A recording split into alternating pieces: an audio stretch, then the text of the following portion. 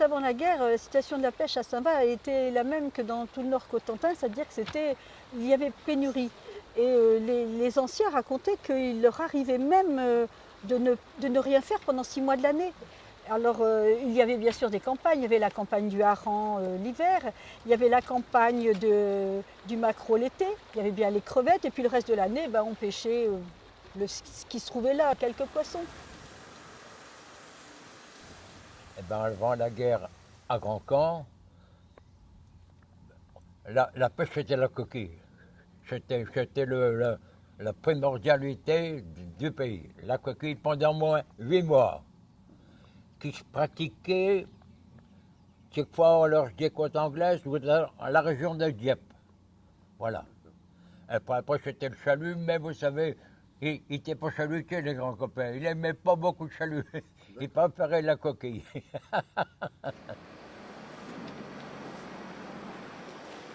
C'était pas la même pêche que maintenant.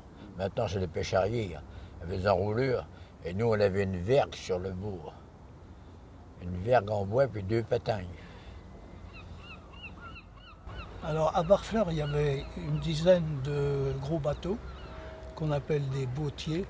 En fait, c'était des cordiers et qui faisaient la pêche pas aux tourrières, si aux tourrières quand même, par rapport aux petits bateaux qu'on appelait des vaquelottes et qui faisaient de la pêche côtière, eux. Donc les pêcheurs y vivaient surtout de la pêche de poissons comme l'arrêt, les sols, enfin des poissons de qualité. Bien sûr, il y en avait d'autres qui étaient de plus petite qualité. Il y avait aussi beaucoup de pêcheurs de crevettes, de homards, de coquillages. La prospérité de Port-en-Bessin date du 19e siècle, au moment de la construction du port. Là, le Port-en-Bessin prend un engouement, une importance qui est relevée par tous les commissaires de quartier de Caen et devient le premier port du Calvados en matière de pêche. Le port était important parce qu'il y avait des grands bateaux, il y en avait plus que maintenant. Il y avait 25 grands bateaux, des 22 mètres. Là. C'était plus que maintenant. Avant la guerre et juste après la guerre, les méthodes étaient plus rudimentaires. L'élevage des huîtres ou la culture des huîtres se faisait principalement à plat, sur le sol. Donc tout était manié à la fourche et c'était avec des tombereaux et un cheval qu'on allait travailler sur les parcs.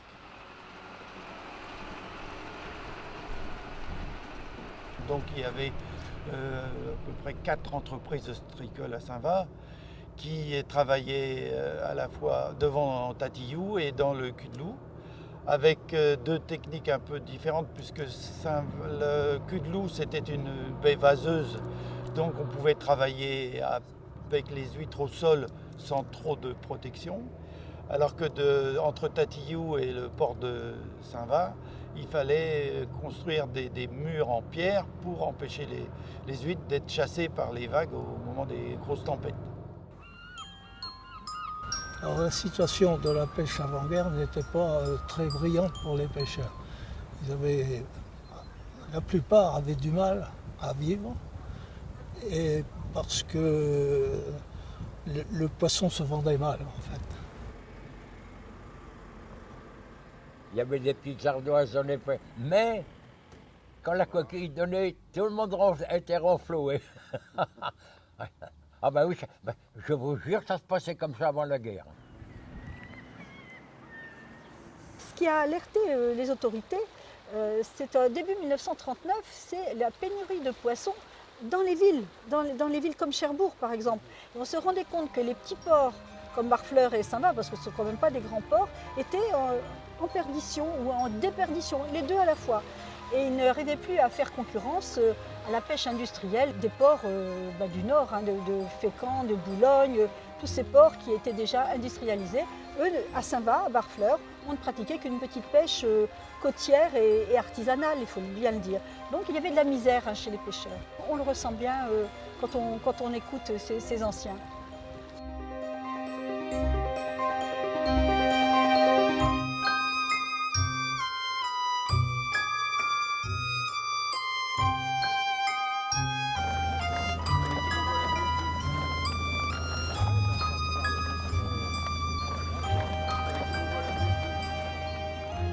à l'occupation, si on arrive avec des millions d'hommes, mais on n'a pas mis des hommes partout. On a été occupés une bonne journée, puis ils sont partis. Pendant un mois et demi. Alors là, on ne savait pas quoi faire. Il y a 3 patrons qui ont décidé, on va en remettre aux cordes, attention, aux cordes. Alors nous voilà partis. Premier coup, ça se passe bien. Le soir, j'étais compris qu'on ne passe pas la nuit à la mer.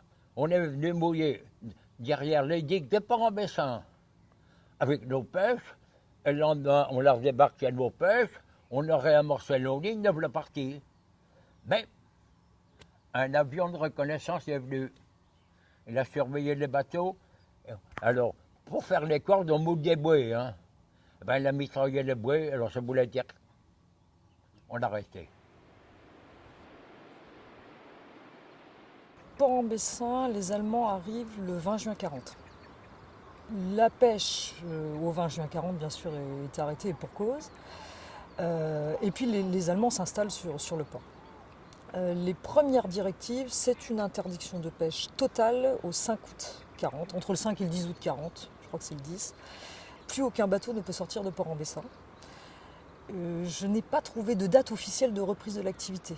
C'est par les témoignages en fait que je sais que la pêche est reprise quelques semaines plus tard, quelques mois plus tard. En fait, on arrive à l'établir en croisant quand même quelques sources. Début septembre, les hommes repartent en mer. Les Allemands arrivent dans le Val de Serre le 19 juin, à peu près partout au même moment. Et dès leur arrivée, peu de jours même après leur arrivée, ils font arrêter la pêche. Ils interdisent toute pêche. La pêche, elle sera rouverte en août 40, donc 2 mois après leur arrivée. Donc ils ont commencé à réquisitionner les boutiers dont je parlais tout à l'heure pour s'entraîner à débarquer. Et ils faisaient des exercices en mer, derrière l'église qui est derrière moi, il y a une plage. Et c'est sur cette plage-là qu'ils s'entraînaient au débarquement. Ils voulaient la conquête de l'Angleterre à ce moment-là. Ils faisaient l'exercice. Et savez-vous ce que ça nous donnait? Eh bien, ça nous donnait 50 litres de gasoil. Oh, on pouvait travailler après. Les bateaux sont partis dans d'autres ports. Certains bateaux ont servi au transport de cargaison. En fait, ça servait en complément, tout simplement, des armements de la Kriegsmarine. Donc transport de matériel, éventuellement de passagers d'un port à un autre. On peut faire du cabotage avec ces bateaux sans problème. Les portés disent de temps en temps, on voyait un chalutier revenir dans le port avec les couleurs allemandes. Alors ça, c'est la pire insulte qu'on puisse faire à un pêcheur porté. Mais bon, le bateau passait, déchargeait et repartait. Il y en a qui étaient rendus dans le midi des bateaux de pêche, réquisitionnés partout d'un bout à l'autre. Il restait le plus grand bateau à Pau, alors il restait juste 3 petits bateaux. Des bateaux de 14 mètres, tous les grands bateaux étaient partis, réquisitionnés par les Allemands. Assez rapidement, les hommes seront limités sur leur aire de pêche. Donc ça nous donne des règlements qui tombent, comme par exemple limiter aux 3000 de distance depuis le port. Les gens de Port-en-Bessin ne pêcheront pas au-delà de ces 3000 marins pour exploiter la mer. Alors la pêche était effectivement sujette à beaucoup de contraintes de la part des Allemands. Parce que les Allemands avaient peur, soit que des bateaux partent en Angleterre avec leur équipage, soit qu'il y ait une correspondance qui soit faite entre les bateaux de pêcheurs et puis des bateaux anglais qui se seraient trouvés dans les parages et auxquels les pêcheurs auraient donné des renseignements sur ce qui se passait en France. Côté encore réglementation, elle va être affinée courant 41 en fait. Les bateaux donc vont sortir a priori le jour, d'accord. Ils n'ont pas le droit de sortir avant le lever du soleil et après le coucher du soleil. Ils sortiront avec autorisation. Il leur faut une autorisation, donc a priori un Ausweis qui doit être délivré. Il y avait aussi ce câble, ce fameux câble. Et ce câble était quelque chose dans leur tête qui les empêchait et qui était symbolique de la privation de liberté. Alors c'était un câble qui avait été tendu entre le feu rouge et le feu vert. Sur ce câble, il y avait un filet aux mailles métalliques et retenu par des bouées, si bien qu'à marée haute, il flottait, et que pour partir, c'était un treuil qui était manipulé manœuvré à partir du feu rouge, qui permettait de le descendre et de laisser les bateaux passer. Ces filets, en fait, n'étaient ouverts que quand les Allemands voulaient bien.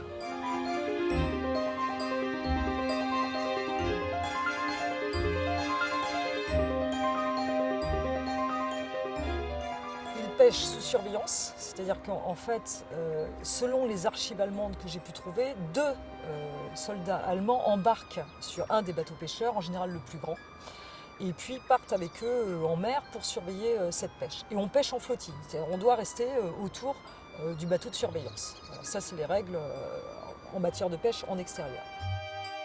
On le tolérait, hein. C'est tout. C'était pas un. On avait une équipe de matelots, là. C'était pas des soldats, c'était des marins qui venaient avec nous, alors vous savez, là. Marins. C'était tout de la région d'Hambourg. Je vous garantis, quand Hambourg était bombardé, il faisait grismer. Parce qu'il avait mis Hambourg à zéro. Le soldat est embarqué. Certains me disent qu'il ne bougeait pas. Il ne faisait rien de spécial. À la rigueur même, il leur faisait signe en leur disant « chut, moi je vais dormir ». Il leur faisait comprendre qu'il allait dormir pendant le temps de pêche. Ils étaient quand même 5 à 6 heures dehors en mer. Et puis, certains soldats allemands qui étaient embarqués avaient le mal de mer. Donc ils étaient malades à bord, ce qui faisait sourire bien sûr les pêcheurs.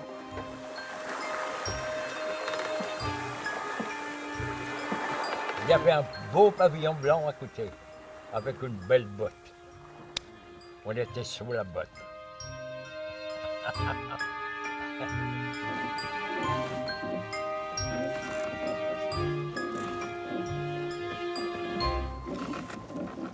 Tout le fonctionnement du travail bascule, change.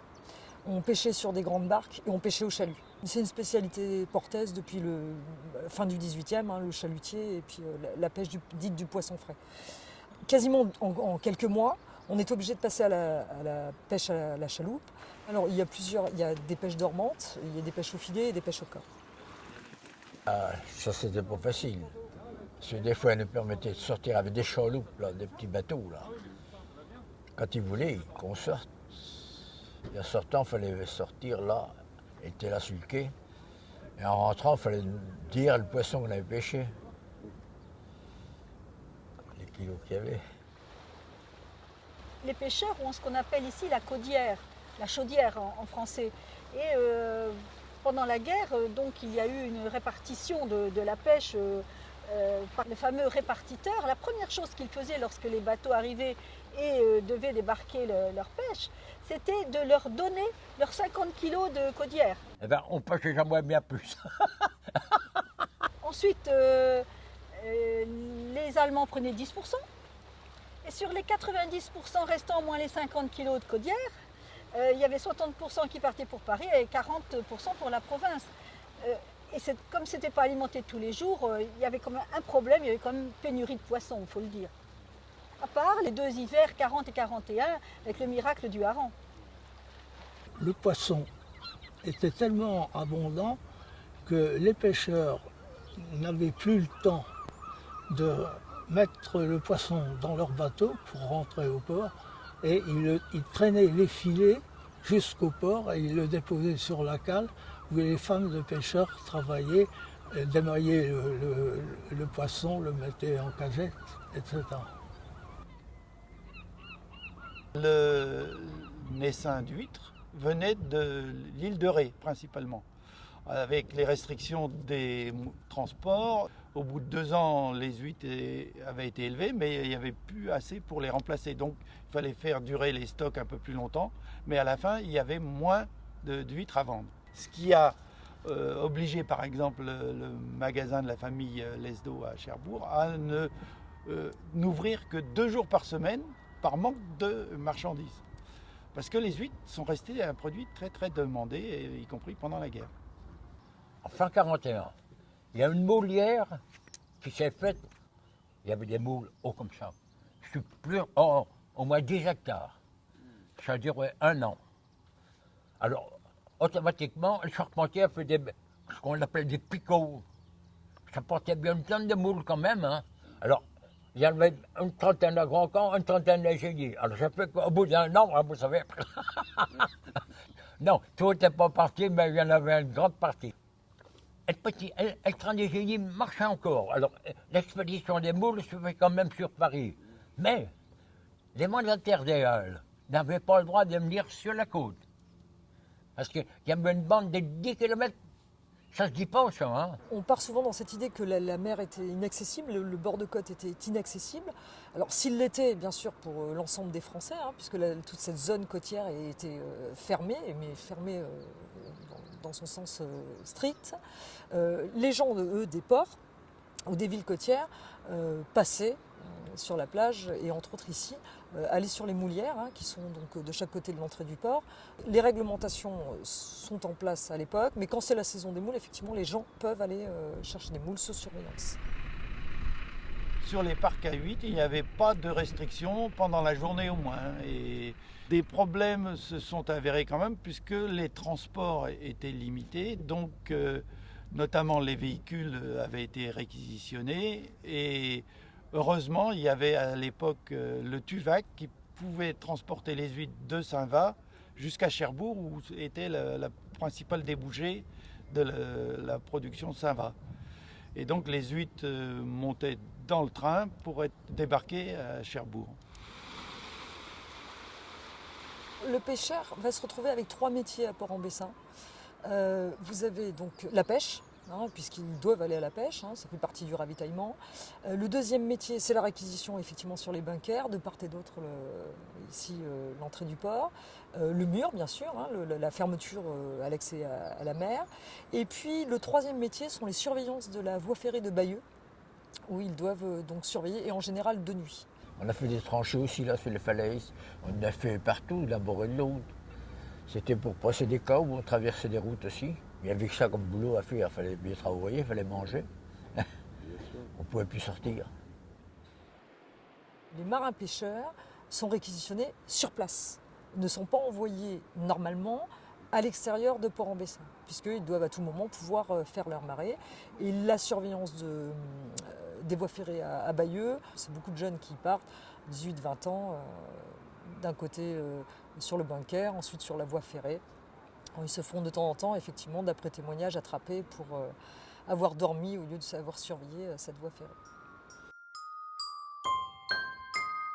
En ce qui concerne la construction navale pendant la guerre, elle a été renforcée parce que d'abord les boutiers, comme je le disais, n'étaient plus à Barfleur. Donc il fallait que les pêcheurs qui avaient un boutier trouvent d'autres moyens, d'autres embarcations. Et par conséquent, ils ont été obligés de faire des bateaux à Barfleur. On va compter sur les archives allemandes, puisqu'on a les décomptes très précis. En 1943, sur une journée, on a plus de 90 chaloupes qui sont en pêche toute la journée, ce qui montre effectivement l'augmentation importante du travail finalement des chantiers, dont un exemplaire que nous connaissons ici dans le Calvados, qui est le bateau L'Union, qui navigue encore, il a été restauré et il navigue encore. Quand tu le connais, c'est une mobilette. Oui, puis tu peux bien décomposer les manœuvres tranquillement. Les portées et les grands copés aussi d'ailleurs se sont retrouvés sans bateau pour gagner leur vie. Et donc rapidement ils ont réagi en faisant construire des chaloupes sur le modèle des chaloupes traditionnelles, mais plus grosses, plus fortes, qui allaient leur permettre de travailler. Et donc l'Union, elle est sortie du chantier à l'art en 1942. Et aussitôt, ils se sont mis à bosser avec. Et donc, il y avait 3 voire 4 matelots qui bossaient à bord de ces bateaux-là. Et ça leur a permis de continuer à gagner leur vie.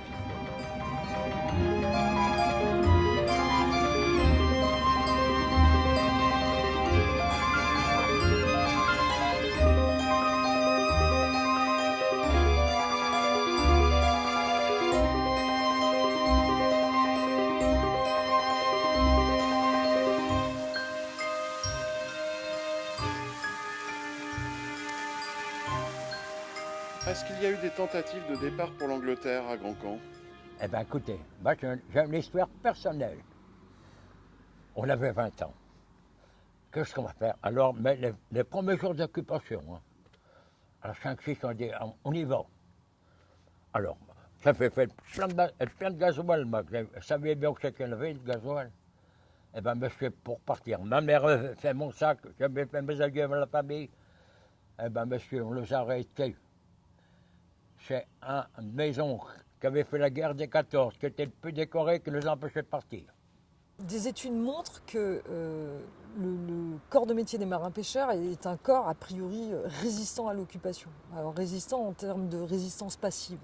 C'est quelqu'un qui évite de faire, d'être en compagnie de l'occupant. Quand on sait qu'il y avait un Allemand pour 24 personnes au début de la guerre et un Allemand pour 12 personnes en 1944, avec une concentration énorme, vous vous rendez compte que lorsque les Allemands sont arrivés, ils ont réclamé du logement pour 650 personnes à Saint-Va.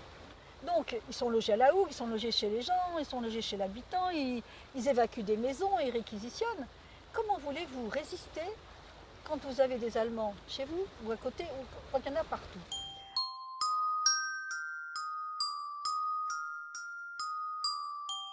La résistance côtière, c'est une résistance de renseignement. Alors il y a effectivement, on photographie la côte autour de Port-en-Bessin, on photographie le port, on fait passer ça en Angleterre, et très précisément d'ailleurs avant le débarquement, de manière à ce que les Alliés aient des informations. On m'arrête un jour en venant travailler, je viens avec nous. C'était la résistance. Alors, on m'a mis une carte d'état-major devant moi, où sont les canons? Et puis on venait de l'école, alors on savait pointer une carte. Au lieu de donner dans un panier le poisson à l'occupant, les 10% de poisson à l'occupant, je sais qu'il y a un jeune du pays qui s'amusait à jeter son poisson, mais au lieu de le jeter sur le quai ou de donner le panier, il le jetait suffisamment haut pour qu'il aille sur le toit de la douane et que l'Allemand aille récupérer son poisson. Voilà. Des actes comme ça, oui, on en a plusieurs, mais je n'ai pas chez les pêcheurs vraiment ce qu'on attend d'un acte de résistance. Voilà. Ça serait plutôt de la résistance passive. Exception faite quand même, il faut le rappeler ici, d'un résistant au moins, Barfleuret, qui a été fait prisonnier par les Allemands et envoyé au camp du Struthof. Et malheureusement, ce Barfleuret y est mort.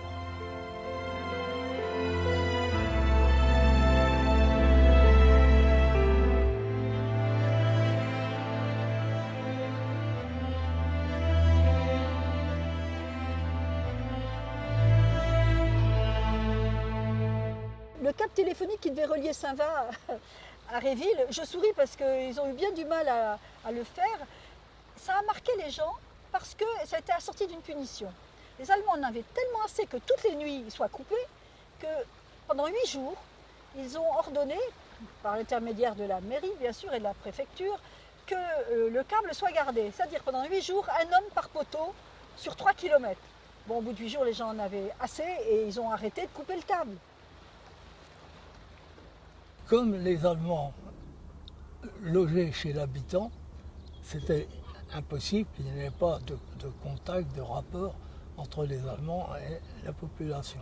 À ma connaissance, les rapports ont été, disons, acceptables. On ne peut pas dire qu'ils aient été accueillis les bras ouverts, mais il n'y a pas eu vraiment, de leur part en tout cas, d'exaction, de brutalité pendant la guerre. Plusieurs fois, des témoins encore jeunes à l'époque me disaient que quand ils montaient avec leurs maquereaux jusque chez eux, avec leur panier dans lequel il y avait des maquereaux, des Allemands leur achetaient directement cette pêche. Si on veut parler de marché noir stricto sensus, personnellement je ne sais pas. Alors, je n'ai pas fait d'enquête non plus sur ce marché noir, je présuppose qu'il y en avait, mais je ne connais pas l'ampleur de ce marché. 1942, c'est l'époque aussi où le régime alimentaire devient beaucoup plus difficile et il arrivait que les Allemands et les Français partagent le peu de nourriture qu'ils avaient, le beurre de l'un et le pain de l'autre, même si c'est du pain gris, ça fait toujours un petit repas. Et c'est là où il y a eu des attaques aussi, où on a parlé de collaboration passive de la part des pêcheurs. Moi, je m'inscris en faux. Je n'appelle pas ça de la collaboration. J'appelle ça de la survie.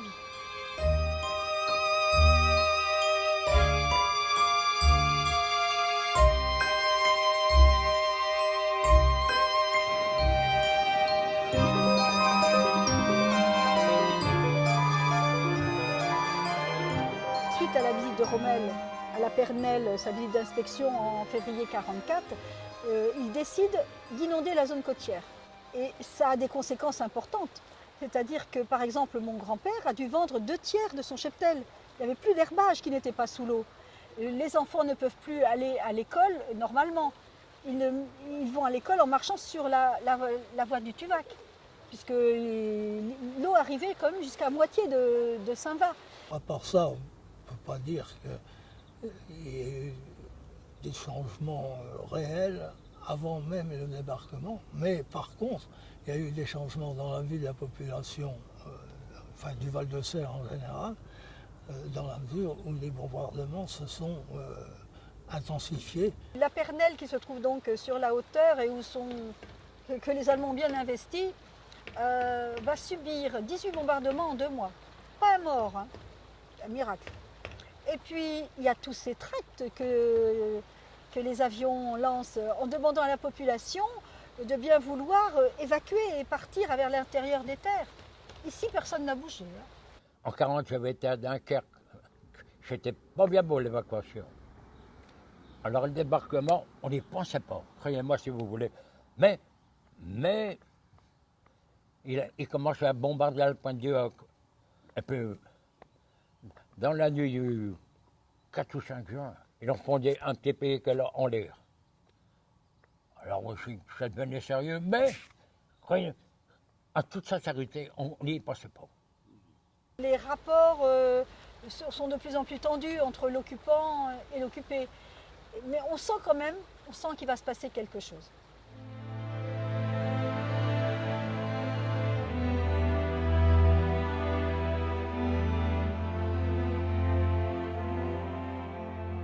Les Barbefleurais ont vécu une nuit extraordinaire, la nuit même du débarquement, où ça bombardait de tous les côtés cette fois, où le ciel était complètement illuminé comme en plein jour.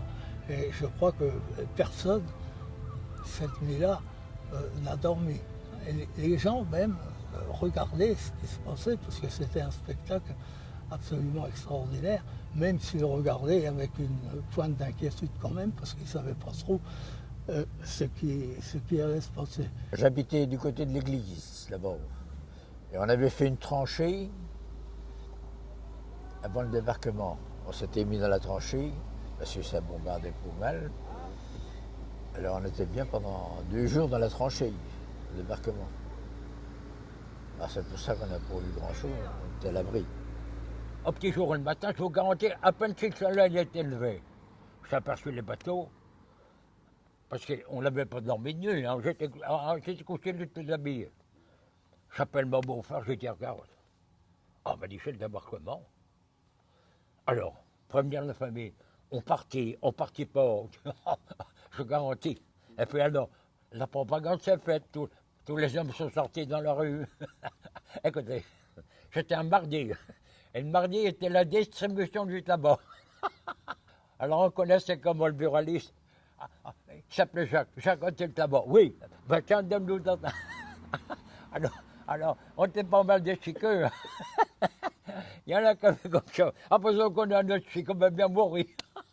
La plus grande souffrance, si j'ose dire, que les Barbefleurais ont vécu pendant cette journée-là, c'est le vol de leurs bicyclettes. Parce que pour aller plus vite rejoindre le front, les Allemands volaient tous les vélos qu'ils pouvaient trouver. Donc il y en a eu une quantité incroyable qui ont été volés à ce moment-là et que leurs propriétaires n'ont jamais retrouvés d'ailleurs. J'habitais dans une cour dans le milieu du pays. On avait entendu la mitrailleuse dans la rue. On dit après la mitrailleuse, elle tout le monde partir. Et la balle ne va pas passer à travers le mur. Bon, et puis ils sont arrivés, il y avait une petite cour. Alors, il y a un ancien de 14, Comme il veut le coup, il a ouvert sa porte, et j'en ai été l'ébranler. L'Américain était devant lui, il donnait les cigarettes.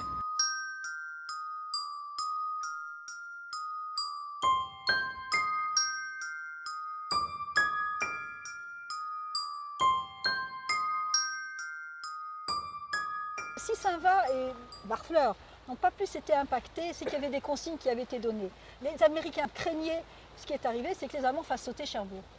Donc ils avaient prévu un repli avec Saint-Va et Barfleur. Alors Saint-Va avait un nom de code, Stenport. Alors Stenport, ils ont bien investi Stenport. Et c'est un port, Saint-Va, qui aura été opérationnel pendant 100 jours, du 9 juillet au 9 octobre. Là, il n'y a pas eu de débarquement, ils l'ont mis après, forcément, 2 jours après. Les péniches débarquées, là, du pétrole, là, l'acheter, ils étaient pleins de... Les péniches qui apportaient du gasoil. À Port-en-Bessin, le problème essentiel est la profondeur en fait, du port. Donc on ne peut pas amener de gros porteurs ici dans le port. Donc déjà, il fallait étendre ces pipelines jusqu'au grand porteur. Ou alors il y avait des va-et-vient de jerrycans qui étaient ensuite, ou de bidons qui étaient ensuite débarqués dans le port.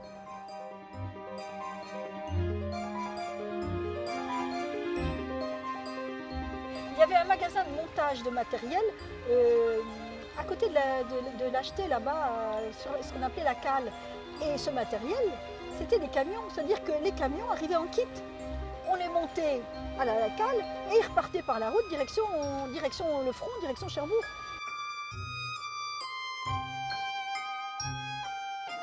Le chef de l'État que doit procéder le pouvoir exécutif. À lui la charge d'accorder les nécessités générales concernant le choix des hommes. C'est quand il a fait son sacré discours pour la nouvelle constitution à Bayeux. Il y avait une messe à la cathédrale, et je ne sais pas comment, on était invités d'office. Bon, nous voilà assis, De Gaulle a fait ça. Et après la cérémonie, il a fait un passage à tous ceux qui étaient invités. Savez-vous ce qu'il nous a dit? Parce qu'on avait un petit pavillon. Tiens, grand candidat, je fais aller. Avez-vous assez de mazout pour naviguer? De Gaulle. Faut le faire, hein. Eh bien, monsieur, c'est le seul jour que j'ai passé à la mer avec le pavillon en berne, le jour de son enterrement. Et le grand bonhomme.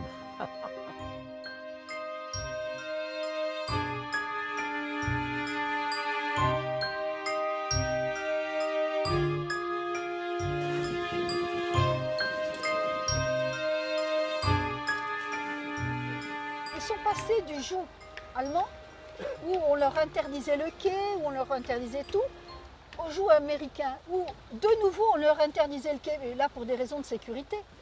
Mais tout était sous forme de laisser-passer, même la pêche qui reprend le 16 juillet, sous contrôle américain. Ils ont l'impression de passer du contrôle allemand au contrôle américain et que la liberté qu'ils espéraient tant, en fait, elle n'est pas là. Et on commençait par donner l'autorisation aux anciens voiliers, sans moteur, avec les anciens. J'étais le premier. Et les Américains étaient contents, ça dégageait le port. Ils voulaient dégager le port. Assez vite quand même, les pêcheurs ont pu reprendre la mer et pêcher en fait.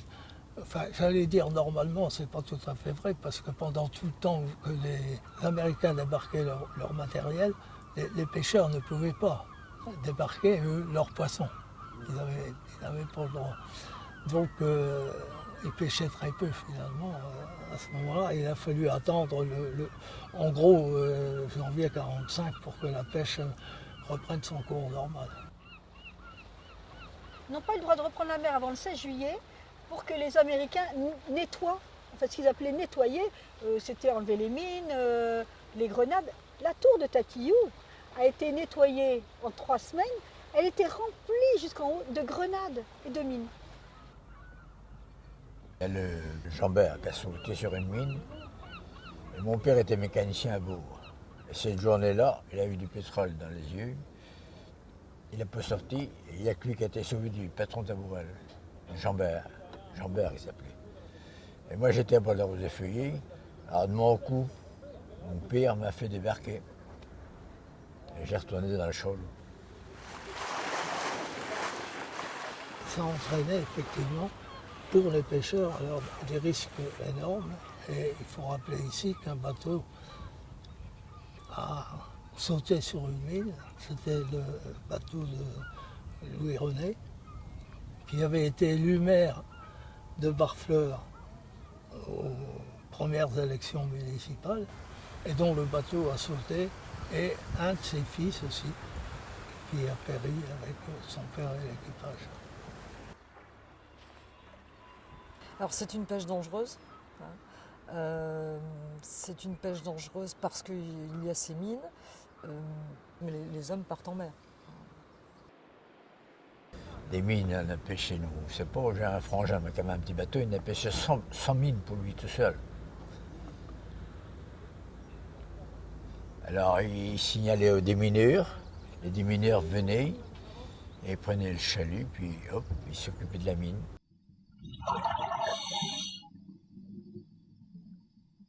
Le jour du débarquement et après, il y a eu de plus en plus de navires qui ont coulé, à la fois tous les navires qui ont coulé le jour du débarquement, donc moi j'en avais répertorié à peu près 500, plus les bateaux de pêche qui ont coulé sur les mines après, donc ça a été une conséquence assez importante pour les pêcheurs, puisqu'à cette époque-là, il n'y avait quasiment pas d'épave, enfin en baie de Seine, enfin du moins pas plus qu'ailleurs, et d'un seul coup on se retrouve avec un endroit relativement pourri pour la pêche au chalut. Le côté bénéfique, c'est le fait que ça a attiré pas mal de poissons qu'on puisse reproduire là-dedans. Mais avant que les pêcheurs n'établissent eux-mêmes les premières cartes sur lesquelles il y avait des épaves, ils ont été pendant longtemps à perdre des chaluts, à perdre des filets, à coincer leurs dragues sur des épaves qu'ils ne connaissaient pas, bien entendu, auparavant.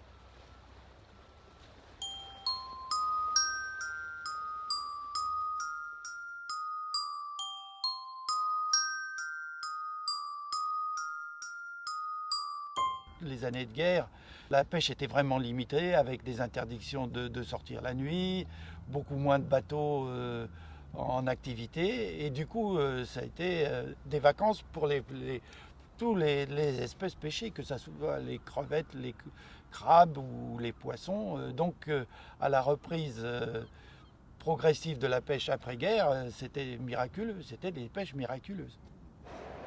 Dans le secteur du temps, c'était le secteur du travail. Heureusement qu'on a travaillé parce qu'on a dégagé de la mer, des boîtes de conserve, des boîtes de pâture, tout ce que vous voudrez. Mais on a dégagé sans mesure. Mais on pêchait du poisson. Hein. Oh là là là. Incroyable. Et on travaillait que de jour. Hein. Oh là là. C'est alors qu'on a revu, nous, la pêche. Moi, je me suis marié pas longtemps après, mais on avait bien travaillé. Hein. Ah oui. Oui, après la guerre, il y avait plus de poissons, quand même. Ah oui, ça veut bien que les fonds n'étaient plus dragués. Il y avait du poisson, il y avait des coquilles, il y avait de tout. Hein.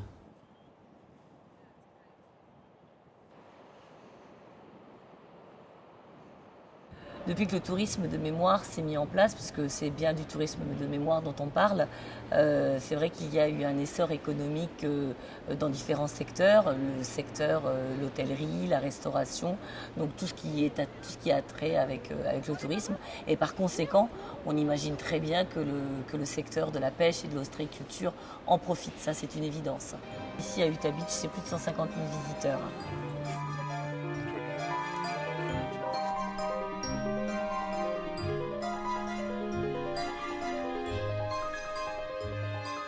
En comparaison avec ceux d'aujourd'hui, ils avaient une vie qui était à la fois plus dure mais plus facile, à savoir qu'ils sortaient uniquement quand il y avait beau temps, puisqu'ils n'avaient pas les soucis économiques qu'il y a actuellement.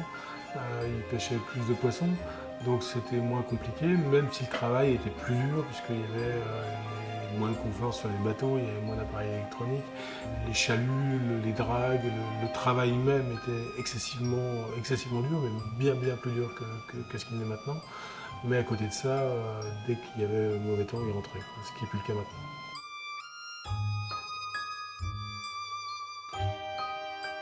Moi, mon regard personnel, c'est de dire que ce métier est un métier où il faut beaucoup de courage et un métier assez dangereux malgré tout. Donc oui, bien que les techniques soient différentes et bien que le métier soit plus sûr, il n'empêche que braver les dangers pour satisfaire le plus grand nombre, ça reste un beau métier.